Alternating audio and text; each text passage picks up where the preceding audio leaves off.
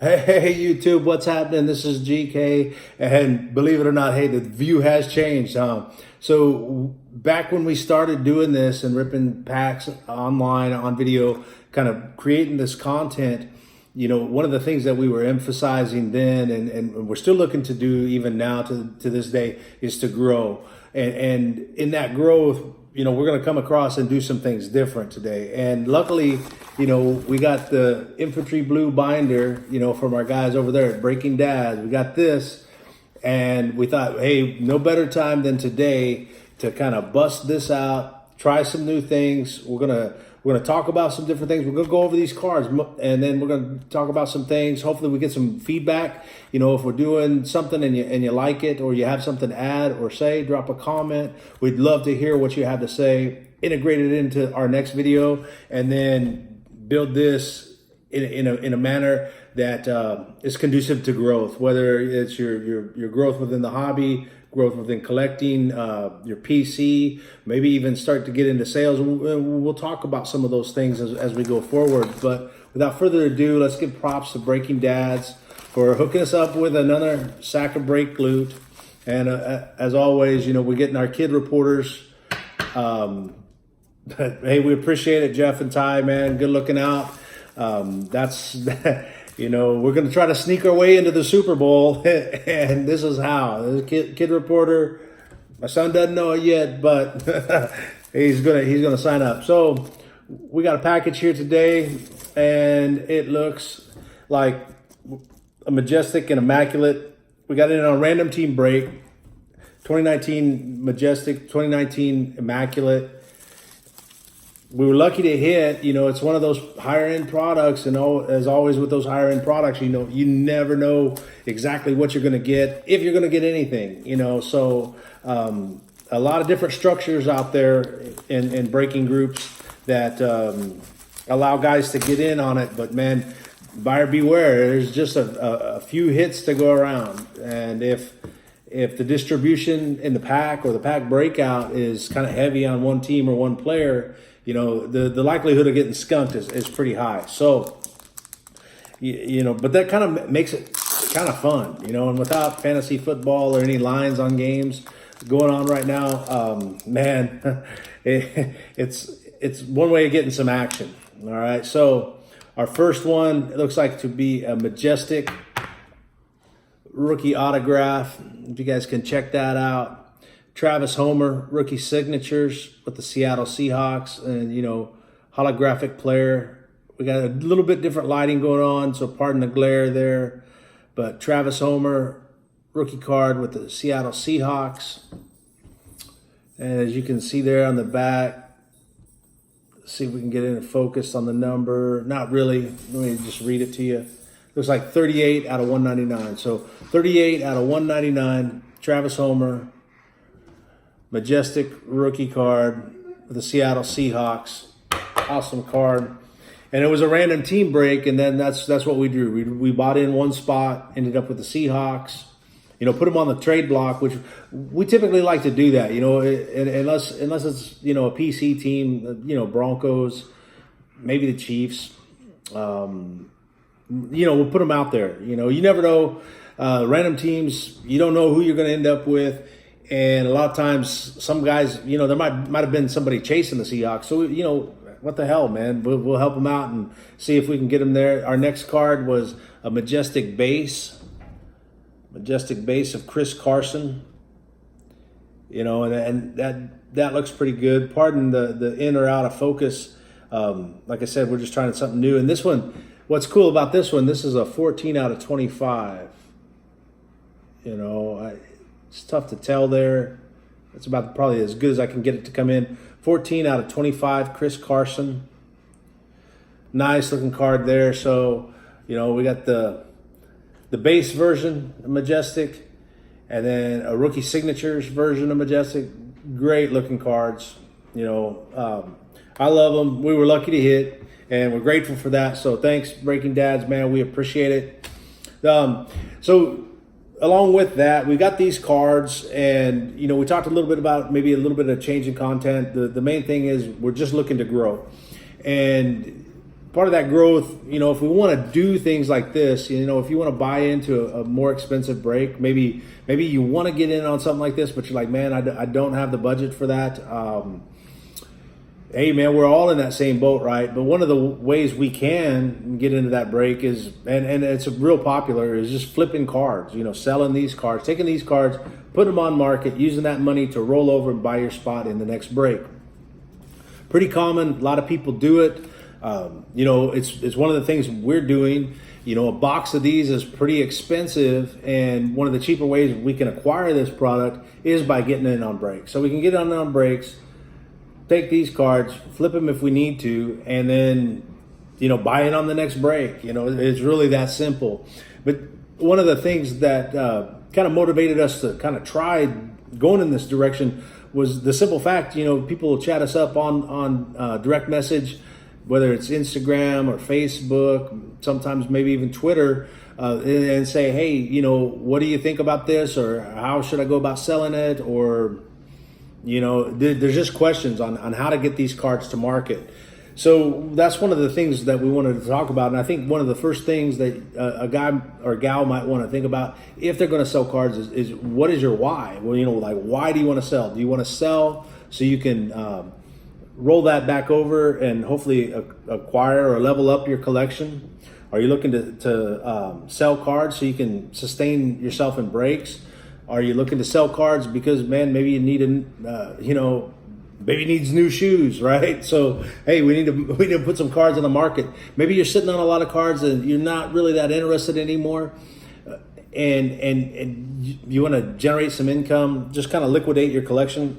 Each one of those methods is totally understandable, and it makes a lot of sense. So, what you don't want to do is send your cards to market without a reason why. It's pretty dangerous. You're probably going to lose money and not have a very, very good return on your investment. So make sure that you have a why, a definitive why. Hey, this is why I'm going to sell the cards, and this is what I'm going to look to do. Now, some of the methods to selling those cards, the broad methods, probably the most popular marketplace is eBay. And, love it, hate it, whatever it is, eBay is there. It's real tough to sell cards. Back in the day when I first started collecting, you'd have to go to your LCS, your local card shop. You'd have to give them this card and say, hey, I want to sell this. Well, the problem with that always was,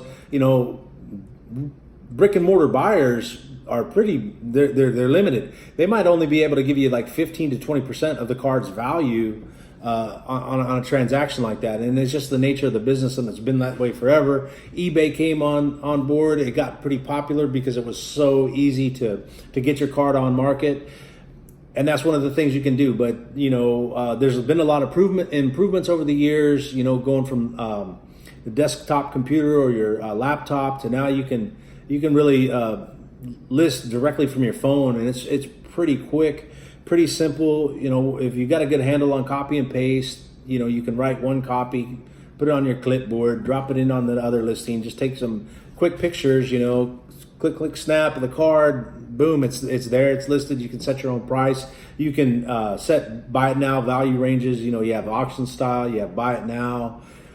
Either way you want to go, eBay is a great place to learn how to sell. And a lot of times what people do in setting price is use the eBay sold comparables to figure out, what, like if I said, hey, how much is this card going to be worth? I can roll over to eBay, go to dial this up, 2019 Travis Homer, Majestic Travis Homer, go in there, scroll down on the left side on the mobile version and on the desktop version, find sold items, click that sold item. It'll give you every listing of this card that had been sold and at what price. So then that'll give you a pretty good idea where to price it at.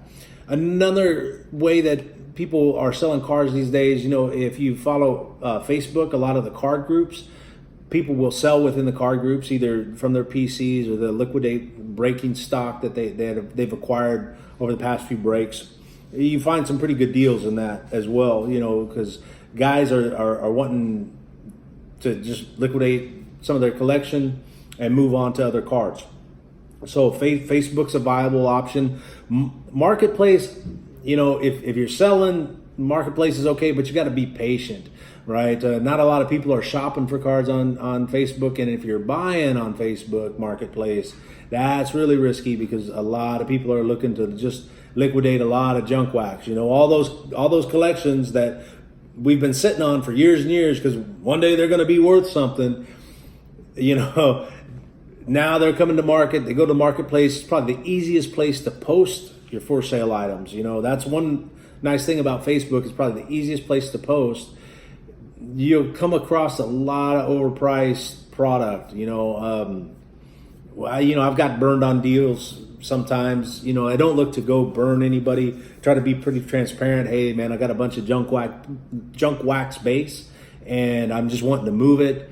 I'll be pretty realistic with with the price point there, because there's no, if you're just looking to pass that collection on, the profitability is probably your lowest on Facebook. Instagram's a real good place to liquidate your card stock. You can do single cards. You can set up RASs, and what a RAS is say, hey man, we got these 2 cards, right, and they're worth X amount of dollars. For instance, $20. So we'll sell 10 spots at $2 a pop. Once that comes up, we'll random all the names, and we'll run the randomizer however many times, dictated by the initial dice roll on the randomizer, and then whoever comes up on top wins either both cards or a choice of cards. So that's 2 ways you can liquidate cards on Instagram. It's pretty seamless, pretty easy to get into. A lot of people are doing it, and a lot of people are doing pretty well. So like if our initial investment on these 2 cards here was $15, but we do a 10 spot RAS at $2 a shot, there's already a $5 margin. Now keep in mind, you got to cover shipping, and we'll get into that at some other point. We're not going to talk about that right now. We're just talking about simply, I want to sell cards. Understanding the difference in the price points. We talked a little bit about being able to find that price point on eBay, and that's probably the best place to look, because it's going to give you the hard data over the past 30, 60, 90 days. You may not find the exact copy of this card, but you might find something similar, or same card make, different player and different style. You'll be able to kind of judge what that might be. Now, what you got to decide is, are you a full value seller? Are you a partial value seller? Are you just looking to gain some money out of it? And that kind of ties into the why that we were talking about. Is if you got that why, it's going to help you set your price point, because you don't want to put something on the market and then have it sit there for a long time. So, kind of what ideally, you put it out at the best price you can afford to put it out. It sells quickly, and then you recoup on your initial investment. That also leads us to the entrance and exit strategy. So we got to know, what can we buy into these cards for, and what's the potential when we buy into these cards for a return on the investment. And in order to see that return, how are we going to get them to market? So that would be one thing too. Like if hey man, we're going to get in on a break, or we're going to buy a box of cards, and what we're looking to do with that box of cards is move those on to other collectors via a card sale, then by all means, set it up for the highest price possible. But if you're in a position where you need money, or you need to roll money over, you might want to look at those sold comparables and say, man, it looks like, based on the number of these that have sold in the last month, if I come in at about 80%, so like if this is a $10 card, I'm putting it on the market at $8, the likelihood for it to sell is a lot higher. And that can help generate sales as well. One of the nice things about eBay is that, you can set parameters. So you can take a best offer, like we initially listed at 10. We can say, hey, we'll automatically accept an offer of $8 or higher, and then disregard or automatically deny offers of $7.99 and below. We did not cover Twitter, and Twitter might be the best place that we found so far in the last few months to liquidate cards. And here's why. It's a very fast moving format. There's a lot of people that scan Twitter. There's a service on Twitter, it's called On Replin, And I'm not really sure how all the science works to it, but I do know this. If you post and hashtag appropriately on your Twitter post, like you can say, hey, we're trying to sell this Travis Homer, hashtag sales thread, and then include @on Replin, that site will take your listing and automatically blast it out on their listing. So you're able, the reach on that is amazing, you know. So you'd have all your Twitter followers that would see this on your feed, plus everybody that's attached to the On Replin site. And then the hobby connector is also tied into that. So you can actually, your one post can be sent out over 3 feeds. Amazing delivery, amazing reach.